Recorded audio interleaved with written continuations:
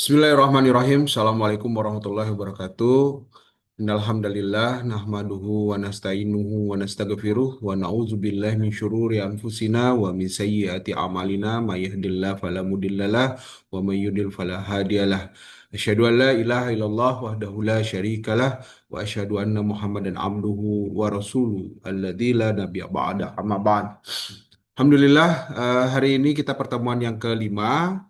Sebelumnya kita kemarin sudah membahas terkait tentang pendidikan di Malaysia. Nah, hari ini kita membahas tentang serumpun kita ya di negara tetangga kita yaitu negara Singapura. Ada apa negara Singapura sehingga jauh melebihi pendidikannya, kadar pendidikannya daripada Indonesia dan Malaysia. Padahal sebenarnya kalau dilihat dari pulaunya atau negaranya sangat kecil, tetapi pendidikannya sangat maju. Nah, untuk itu kita membahas pertemuan kita hari ini dengan sama-sama mengucapkan al-basmalah. Bismillahirrahmanirrahim. Baik, eh, kita bahas terkait tentang pendidikan sebagai prioritas nasional di negara Singapura. Berdasarkan data yang saya dapatkan dari beberapa sumber bacaan saya, yang pertama, Singapura itu menempatkan pendidikan sebagai investasi strategi terpenting bagi masa depan bangsa. Komitmen ini tercermin dalam alokasi anggaran yang signifikan dan kebijakan yang konsisten sepanjang dekade. Jadi, anggaran pendidikan sama sebenarnya dengan Indonesia, lebih dari 20% anggaran APBN-nya, anggaran belanja negaranya, ya, yang memang sebenarnya mengarah pada dunia pendidikan, sehingga 96,1% masyarakat Singapura itu melek huruf, ya. Dengan tingkat melek huruf mencapai 96,1%, Singapura membuktikan bahwa akses pendidikan berkualitas adalah hak fundamental setiap warga negara. Bahasa Inggris dijadikan bahasa pengantar utama untuk mempersiapkan generasi yang kompetitif di kancah global. Kementerian Pendidikan Singapura menjalankan pengawasan ketat dengan standar yang cukup tinggi, memastikan setiap sekolah memenuhi kriteria kualitas yang ditetapkan secara nasional. Maka pendidikan terus berkolaborasi antara dunia pendidikan dengan taraf kehidupan masyarakat di Singapura. Nah, sebagai investasi yang besar, negara Singapura dalam hal ini uh, mempunyai gedung Kementerian Pendidikan Singapura berdiri sebagai simbol komitmen negara terhadap perkembangan sumber daya manusia yang berkualitas dari berbagai latar belakang. Nah, dalam jenjang pendidikan di Singapura ada beberapa titik ya. Tentunya sama dengan di Indonesia ataupun negara lainnya terkait dengan pendidikan usia dini, pendidikan sekolah dasar, pendidikan sekolah menengah, dan pendidikan tinggi. Nah, sehingga sistem pendidikan di Singapura dirancang dengan struktur bertingkat yang memberikan fleksibilitas sambil memastikan standar kualitas tinggi di setiap jenjang. Nah, untuk pendidikan usia dini, usia yang diperbolehkan dalam belajar atau masuk dalam pendidikan usia dini adalah usia 3 sampai 6 tahun. Program 3 tahun opsional yang membangun fondasi pembelajaran melalui metode bermain dan eksplorasi. Ya, mengembangkan keterampilan sosial, emosional, dan kognitif besar. Ini menjadi tolak ukur perdana bagi anak usia dini menurut pendidikan di Singapura, sehingga terkait dengan bagaimana nanti peserta didik ya dari mulai usia 3 sampai 6 tahun itu sudah bisa mempunyai keterampilan secara sosial. Ya, dia juga mempunyai kognitif dasar terkait tentang bagaimana masuk dalam dunia pendidikan atau dunia belajar. Nah, sehingga ketika masuk pada sekolah dasar, enam pembelajarannya itu 6 tahun, ya. Sehingga kurikulumnya komprehensif, diakhiri dengan ujian PSLE atau Primary School Living Examination yang menjadi penentu jalur pendidikan selanjutnya berdasarkan kemampuan akademik. Jadi dilihat nih si siswa ini masuknya dalam ranah apa, ranah sekolah menengah yang seperti apa yang bisa dimasukkan. Termasuk juga terkait tentang bagaimana minat dan bakat siswa tersebut. Sehingga dalam sekolah menengah, programnya yang 4 sampai 5 tahun dengan 3 jalur utama, ekspres, normal akademik, dan normal teknikal. Setiap jalur dirancang untuk mengoptimalkan potensi siswa sesuai dengan kemampuan dan minat mereka. Jadi ada yang bisa ekspres, maksudnya adalah dia tidak sampai 4 sampai 5 tahun dia bisa loncat ya, loncat tingkat. Misalnya dari tingkat satu begitu dia sudah diuji, dia bisa loncat ke tingkat tingkat 5 misalnya atau tingkat berapa. Jadi dilihat apa kemampuan kognitifnya. Sehingga ketika masuk di pendidikan tinggi, peserta didik yang belajar di sekolah menengah mempunyai beragam pilihan dari sisi diploma dari junior college, politeknik hingga universitas negeri dan swasta berkelas dunia, memberikan spesialisasi profesional dan akademik tingkat lanjut. Nah, inilah melihat bagaimana kemampuan jalur menengah disesuaikan dengan kemampuan. Yang maksud dengan express course adalah durasinya sampai 4 tahun, yaitu fokus pada akademik tinggi dengan kurikulum intensif.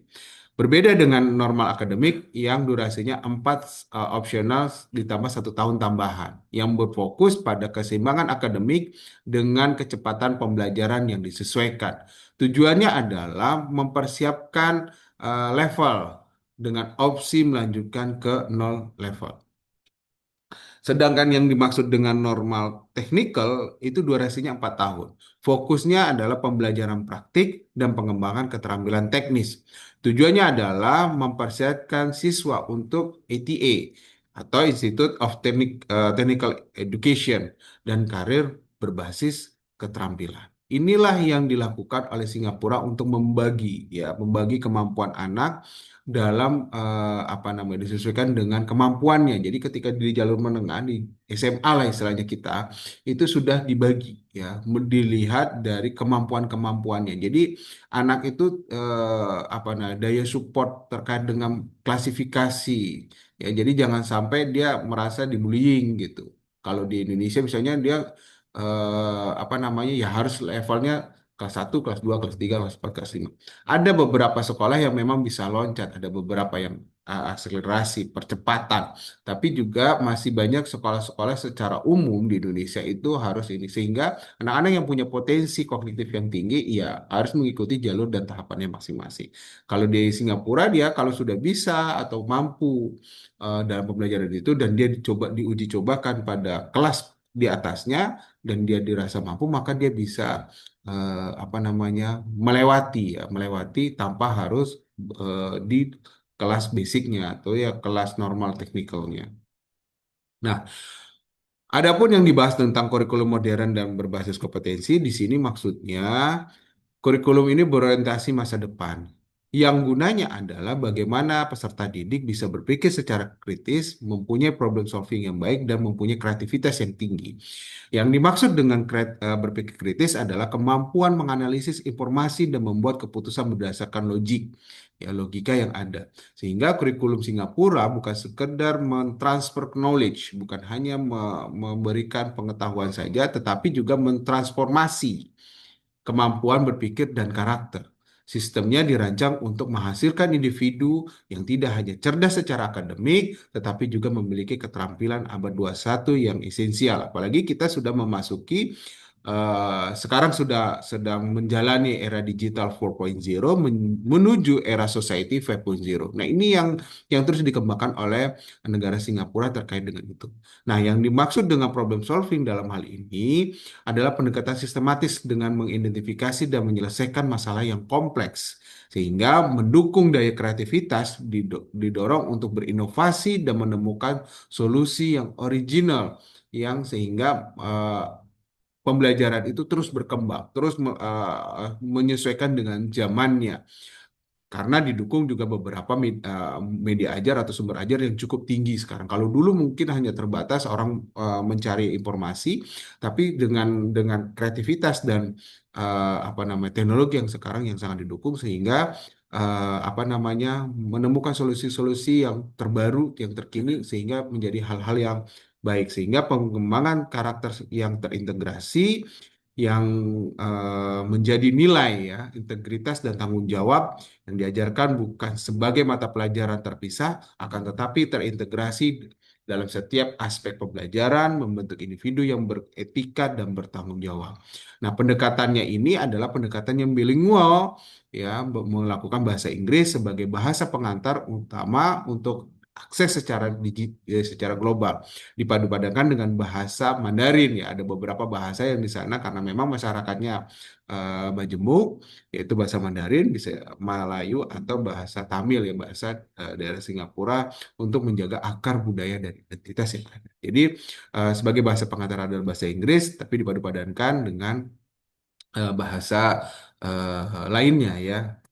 Nah, yang dimaksud dengan pembelajaran aktif dan kreatif di eh, negara Singapura adalah ruang kelasnya yang dirancang untuk mendorong kolaborasi, diskusi, dan pembelajaran aktif. Jadi setiap sekolah mempunyai apa namanya klasifikasi tersendiri. Pemerintah sudah apa namanya menstandarisasi setiap ruang kelas yang harus dimiliki oleh semua lembaga pendidikan yang ada di Singapura. Sehingga ruang kelas itu mendorong kolaborasi dan diskusi yang dan pembelajaran aktif sehingga pembelajarannya bisa terus berinovasi. Sehingga siswa tidak hanya menerima informasi satu dua arah, tetapi juga berbagai arah, apa namanya juga aktif mengkonstruksi pengetahuan melalui interaksi dan eksplorasi. Adapun peranan guru dan kebijakan pendidikan di negara Singapura, guru yang dimaksud adalah di sini adalah guru yang punya kualitas. Yang dimaksud kualitas ini adalah menjadi tulang punggung keunggulan. Yang dimaksud adalah Singapura memahami bahwa kualitas pendidikan tidak dapat melampaui kualitas gurunya. Oleh karena itu, profesi guru dihormati, dikembangkan, dan diberi kompensasi setara dengan profesi prestisius lainnya. Sehingga yang pemerintah Singapura melakukan beberapa seleksi yang ketat untuk menjadi seorang tenaga pendidik atau menjadi guru. Seleksi yang ketat digunakan ini hanya 30% teratas lulusan yang diterima dalam program pendidikan guru. Ya, proses seleksi melibatkan evaluasi akademik, kepribadian, dan passion dalam mengajar. Jadi orang pintar dalam dunia pendidikan belum tentu menjadi passion dia, sehingga bagaimana dia bisa menjelaskan, bagaimana dia bisa mengkolaborasi, dia bisa memberikan kreativitas kalau dia tidak menjadi passion dia dari sebuah pembelajaran. Sehingga guru yang berkualitas itu mengembangkan karir yang berkelanjutan. Jadi pemerintah itu memberikan karir ya jenjang karir. Ya jenjang karir atau jalur karir jelas dengan tiga pilihan, teaching track, leadership track, atau senior specialist track. Memastikan guru untuk berkembang secara profesional.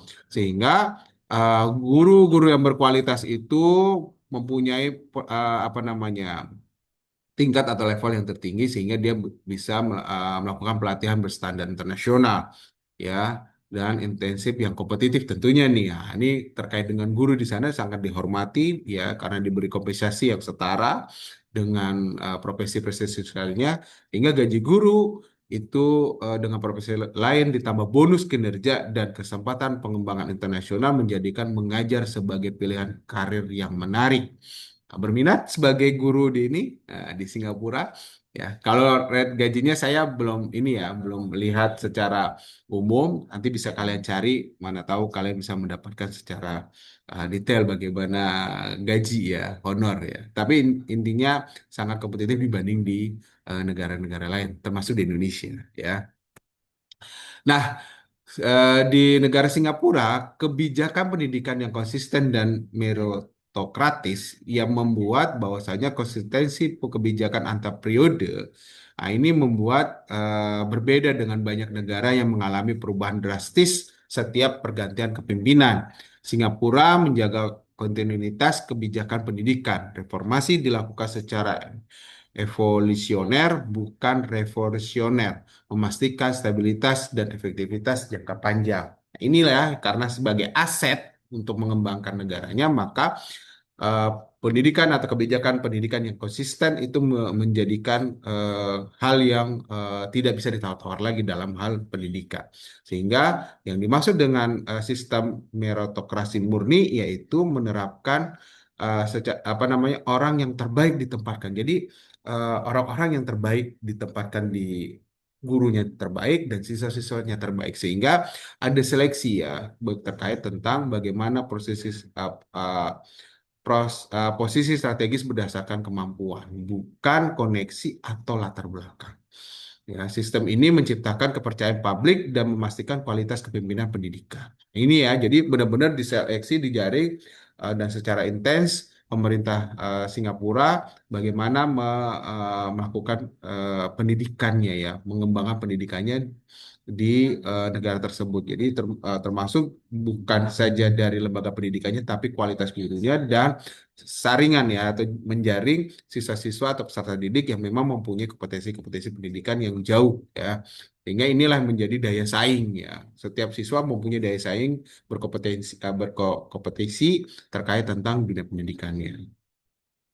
Nah, keunggulan dan dampak sistem pendidikan di Singapura sebagai keunggulan di Singapura, prestasi dan pengakuan global NUS ya, National University of Singapore itu menjadi peringkat dunia ya, peringkat 8 peringkat 8 dunia ya menurut World University Ranking ya tahun 2026 baru-baru ini 2025 yang menegaskan standar pendidikan tinggi berkelas global. Kalau kalian melihat apa kemarin ya COC ya Class of Academic yang dilakukan ruang guru itu ada siswa atau mahasiswa Indonesia yang kuliah di NUS gitu mempunyai kemampuan standar yang tinggi dalam membacakan soal-soal baik numerik, parsial dan lainnya. Ya termasuk juga memori ya. Nah inilah. Nah, kemudian juga dalam prestasi negara Singapura itu juara eh, PISA tahun 2018. Siswa Singapura menempati peringkat teratas dalam program for International Student Assessment untuk matematika, sains dan membaca mengalahkan 79 negara peserta. Dan prestasi yang atau pengakuan global yang didapatkan oleh negara Singapura yaitu 58,3% penduduk usia 25 tahun ke atas telah menyelesaikan pendidikan tinggi, menciptakan tenaga kerja terdidik terbesar di Asia Tenggara. Nah, inilah beberapa apa namanya ya dampak nyata sosial ekonomi ketika pendidikan itu meningkat ya. Ketika pendidikannya baik, maka apa namanya ekonomi dan kualitas ya kualitas penduduknya juga bertaraf meningkat juga. Jadi pendidikan bertenaga pengetahuan, pendidikan inklusif yang sesungguhnya, pondasi daya saing global ini apa namanya sangat diperhatikan oleh negara Singapura sehingga terus nih berkembang, terus menjadi berinovasi dan melakukan sesuatu yang dapat di apa ya dapat ditingkatkan terkait dengan pendidikannya ya. Nah, kesimpulannya adalah model keunggulan global yang dapat dipelajari. Pertama adalah bahwasanya pendidikan itu investasi sebagai prioritas strategis. Kenapa? Dari alokasi anggaran 20% nasional untuk pendidikan berujung pada bagaimana peningkatan guru yang berkualitas dan kurikulum yang adaptif menciptakan fondasi kokoh untuk keunggulan berkelanjutan. Itu yang pertama dari yang dilakukan oleh apa namanya Singapura sebagai investasi sebagai prioritas strategis dalam dunia pendidikan.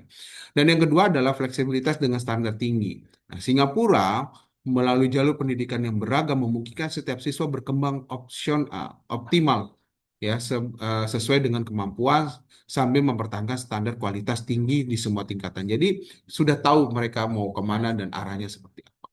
Dan yang terakhir adalah pengembangan karakter holistik. Fokus bukan hanya pada penciptaan akademik, tetapi pembentukan karakter kuat untuk nilai integritas, tanggung jawab, dan kreativitas yang mempersiapkan generasi siap menghadapi masa depan. Sehingga di sini Singapura membuktikan bahwa pendidikan berkualitas adalah investasi terbaik untuk masa depan bangsa dan kunci daya saing di era global yang semakin kompetitif. Mungkin itu yang bisa saya berikan terkait tentang pendidikan yang ada di Singapura. Lebih dan kurangnya kita buka sesi tanya jawab baik di forum Zoom ataupun di eh, WhatsApp grup kita. Jika ada yang ingin ditanyakan, silakan ditanyakan. Lebih dan kurangnya saya tutup. Billahi taufiq wal hidayah. Assalamualaikum warahmatullahi wabarakatuh.